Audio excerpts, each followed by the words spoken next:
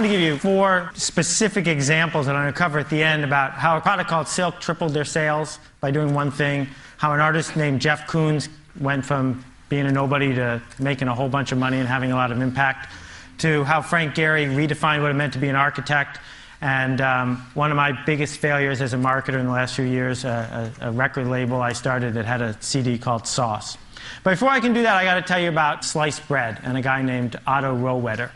Now, before sliced bread was invented in the 1910s, I wonder what they said, like the greatest invention since the telegraph or something. But this guy named Otto Rohwedder invented sliced bread. And he focused, like most inventors did, on the patent part and the making part. And the thing about the invention of sliced bread is this, that for the first 15 years after sliced bread was available, no one bought it, no one knew about it. It was a complete and total failure.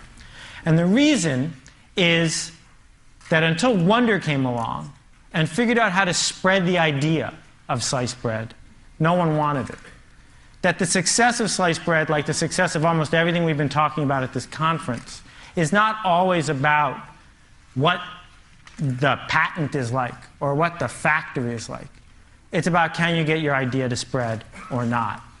And I think that the way you're going to get what you want or cause the change that you want to change to happen is you're going to figure out a way to get your ideas to spread. And it doesn't matter to me whether you're running a coffee shop or you're an intellectual or you're in business or flying hot air balloons. I think that all this stuff applies to everybody regardless of what we do. That what we are living in is a century of idea diffusion. That people who can spread ideas, regardless of what those ideas are, win. And when I talk about it, I usually pick business because they make the best pictures that you can put in your presentation and because it's the easiest sort of way to keep score. But I want you to forgive me when I use these examples because I'm talking about anything that you decide to spend your time to do. At the heart of spreading ideas is TV and stuff like TV. TV and mass media made it really easy to spread ideas in a certain way. I call it the TV industrial complex. And the way the TV industrial complex works is you buy some ads, interrupt some people, that gets you distribution. You use the distribution you get to sell more products. You take the profit from that to buy more ads. And it goes around and around and around the same way the military industrial complex worked a long time ago.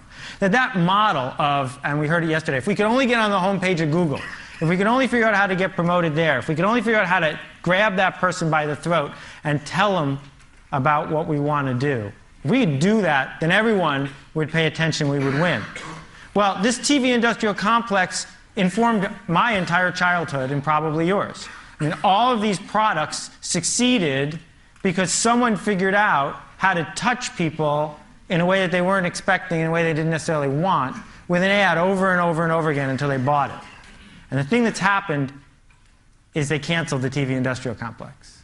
That just over the last few years, what anybody who markets anything has discovered is it's not working the way that it used to. This picture is really fuzzy. I apologize. I had a bad cold when I took it.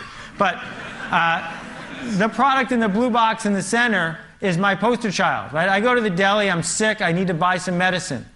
The brand manager for that blue product spent $100 million trying to interrupt me in 1 year. $100 million interrupting me with TV commercials and magazine ads and spam and coupons and shelving allowances and spiffs. Also, I could ignore every single message. And I ignored every message because I don't have a pain reliever problem. I buy the stuff in the yellow box I always have. And I'm not going to invest a minute of my time to solve her problem because I don't care.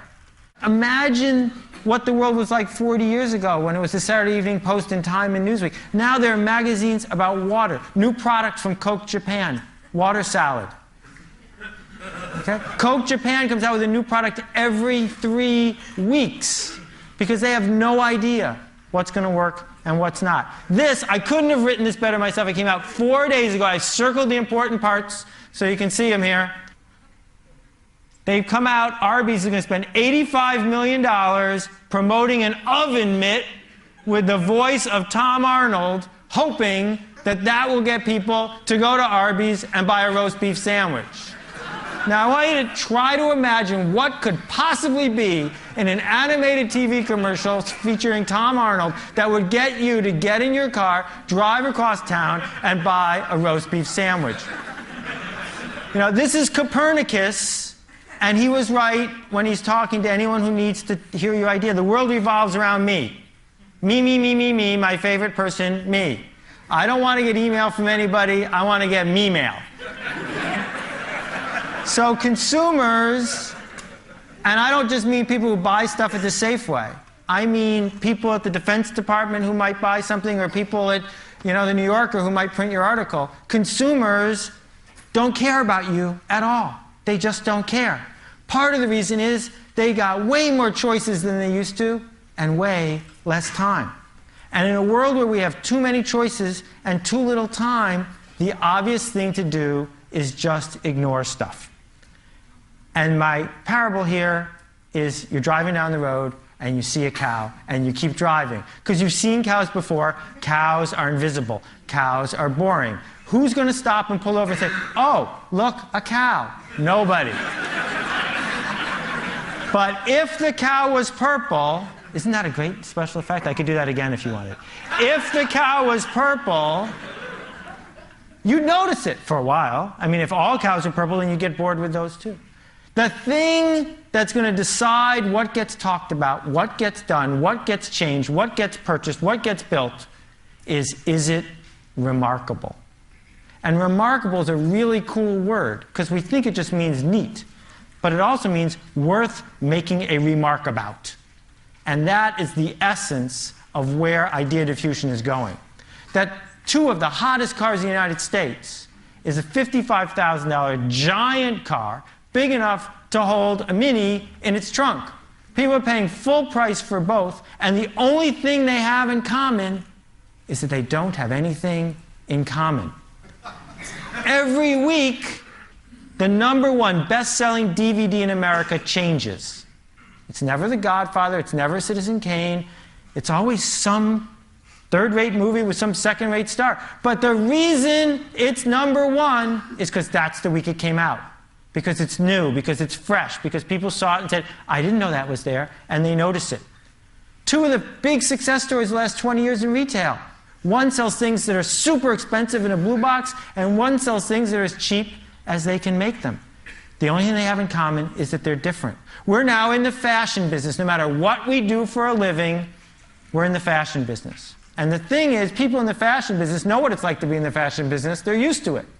The rest of us have to figure out how to think that way, how to understand that it's not about interrupting people with big full-page ads or insisting on meetings with people, but it's a totally different sort of process that determines which ideas spread and which ones don't. This chair, they sold $1 billion worth of Aeron chairs by reinventing what it meant to sell a chair. They turned a chair from something the purchasing department bought to something that was a status symbol about where you sat at work.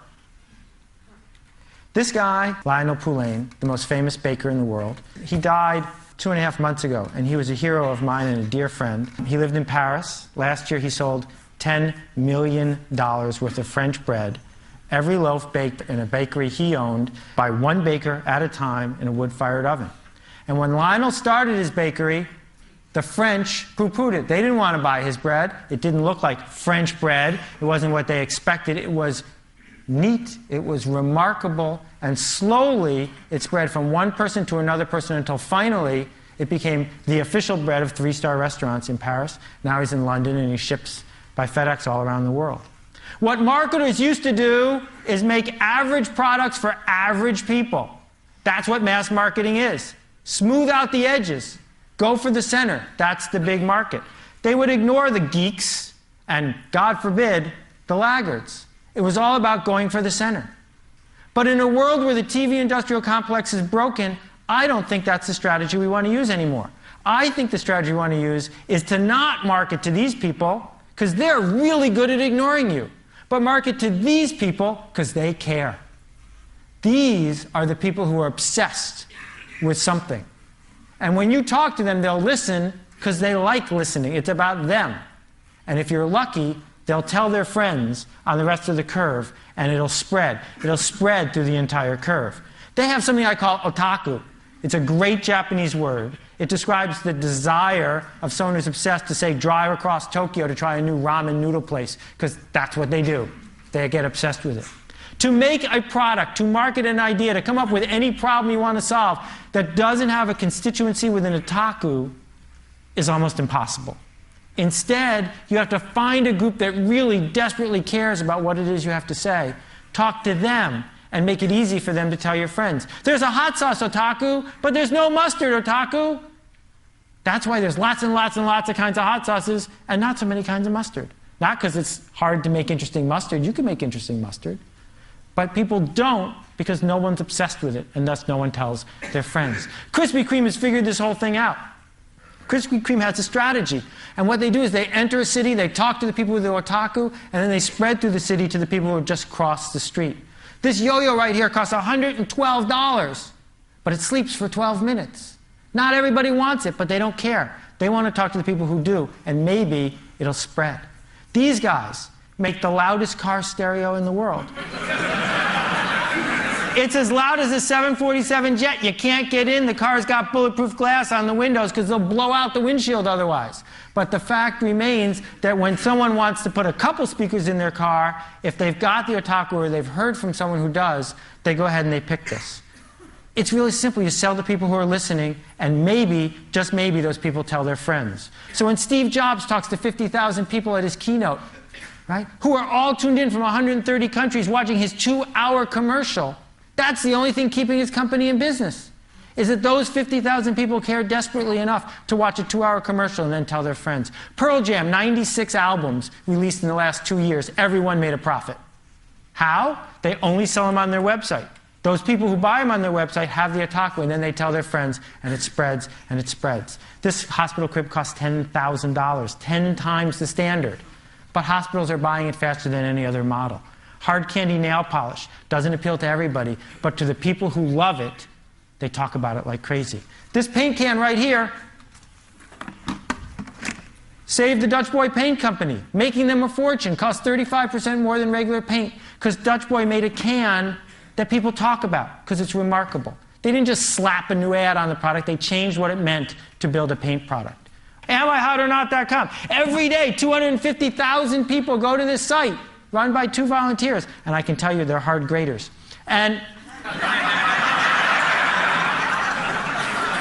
they didn't get this way by advertising a lot. They got this way by being remarkable, sometimes a little too remarkable.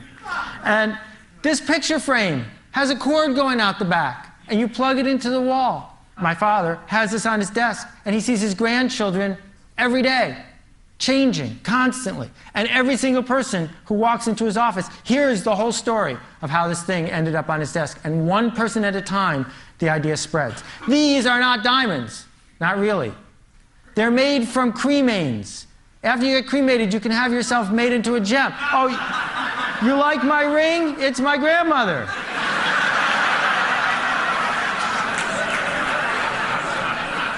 Fastest growing business in the whole mortuary industry. A couple quick rules to wrap up. The first one is design is free when you get to scale. And the people who come up with stuff that's remarkable more often than not figure out how to put design to work for them.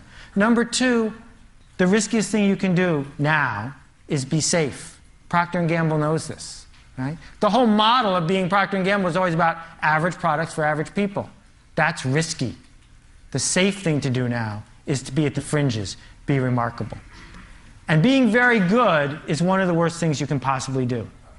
Very good is boring. Very good is average. It doesn't matter whether you're making a record album, or you're an architect, or you have a tract on sociology. If it's very good, it's not going to work, because no one's going to notice it.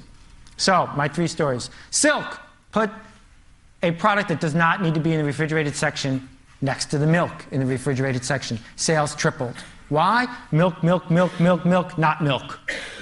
Right? For the people who were there and looking at that section, it was remarkable. They didn't triple their sales with advertising. They tripled it by doing something remarkable. That is a remarkable piece of art. You don't have to like it, but a 40-foot tall dog made out of bushes in the middle of New York City is remarkable. Frank Gehry didn't just change a museum, he changed an entire city's economy by designing one building that people from all over the world went to see. Now, at countless meetings, at the Portland City Council or who knows where, they say, we need an architect. Can we get Frank Gehry? Right? Because he did something that was at the fringes. And my big failure, I came out with an a record album, and hopefully a whole bunch of record albums in SACD format, this remarkable new format, and I marketed it straight to people with $20,000 stereos. People with $20,000 stereos don't like new music. So what you need to do is figure out who does care. Who is going to raise their hand and say, I want to hear what you're doing next, and sell something to them.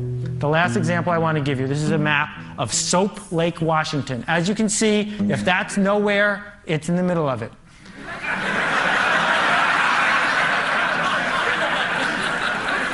But they do have a lake. And people used to come from miles around to swim in the lake. They don't anymore. So the founding fathers at Soap Lake said, we got some money to spend. What can we build here?